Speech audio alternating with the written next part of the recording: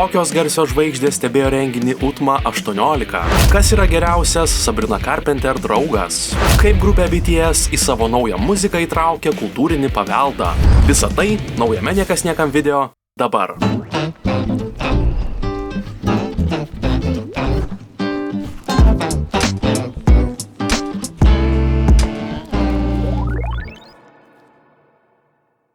Balandžio 18-osios vakarą Kauno Žalgirio arena virto tikra kovinio sporto šventovė. Čia vyko UTMA 18 turnyras. Į areną suplūdo daugybė sirgalių, tarp jų ir pramogų pasaulio grietinėlė, garsūs sportininkai bei visuomenės veikėjai. Kauno Žalgirio arenoje tvyrojo ypatinga atmosfera.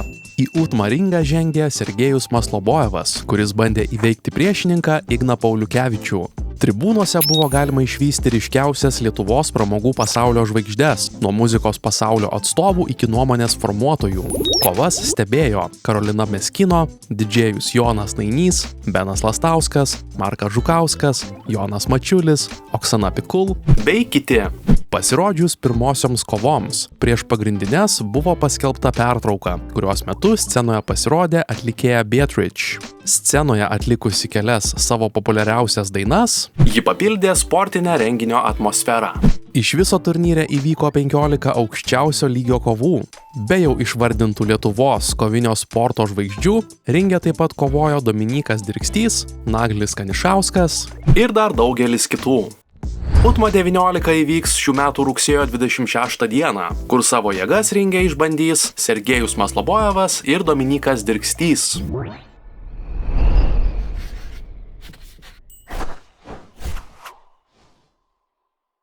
Man's Best Friend – 7. Sabrina Carpenter studijinis albumas. Pasirodęs 2025 m. rugpjūčio 29-ąją ir pažymėjęs dar vieną ryškų žingsnį atlikėjos karjeroje po didelio ankstesnio albumo Short and Sweet pasisekimo.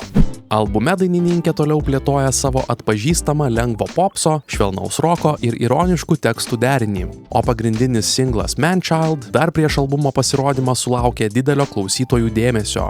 Kritikai išskyrė brandesnį skambesį, drąsesnes temas ir aiškiai sustiprėjusi Carpenter kaip autorės balsą. Albumo prodiusavimu ji rūpinosi kartu su Jack Antonoff ir Johnu Ryanu. Albume dominuoja santykių, moteriškos savivokos ir viešo įvaizdžio temos, tačiau jos pateikiamos su Carpenter būdingu humoru ir subtiliu sarkazmu. Dainose ji balansuoja tarp pažeidžiamumo ir pasitikėjimo savimi, o muzikiniu požiūriu kūriniai skamba labiau vientisai nei ankstesniuose jos darbuose. Kai kurie apžvalgininkai pabrėžia, kad šiame albume Sabrina ne tik išlaiko komerciškai patrauklų skambesį, bet ir vis drąsiau eksperimentuoja su retro įkvėptais aranžuotės sprendimais, kurie suteikia albumui savitą charakterį. Pati Sabrina Carpenter iš pradžių išgarsėjo kaip aktorė Disney Channel seriale Girl Meets World, tačiau pastaraisiais metais įsitvirtino kaip viena ryškiausių jaunosios kartos popmuzikos atlikėjų.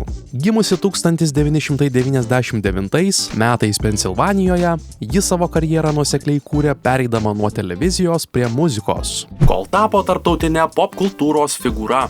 Man's Best Friend parodė, kad Carpenter jau nebėra tik kylanti žvaigždė. Šiandien įvertinama kaip savitą stilių, sceninį žavesį ir aiškią meninę kryptį turinti atlikėja.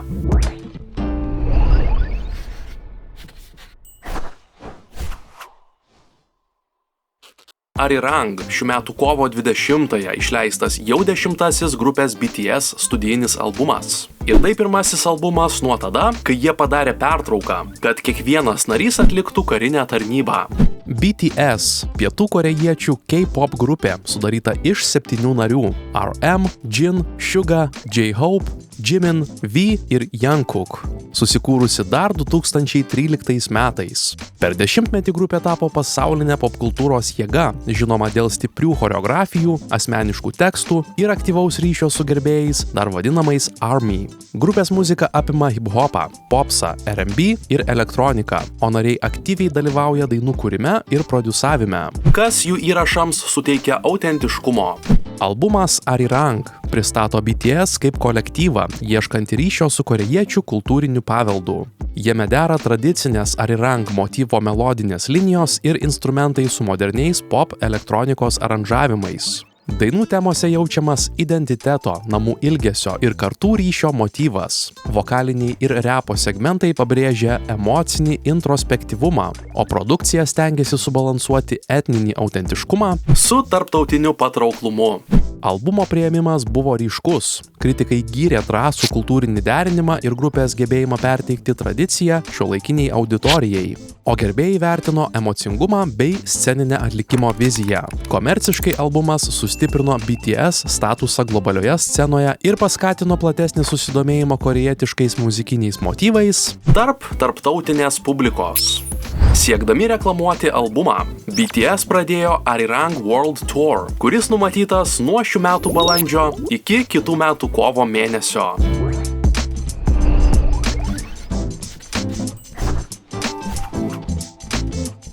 Šiandien naujienų tiek, pasimatysime po savaitės. Nepamirškite paspausti patinka, užsiprenumeruoti kanalą ir pasidalinti video su kitais. Iki!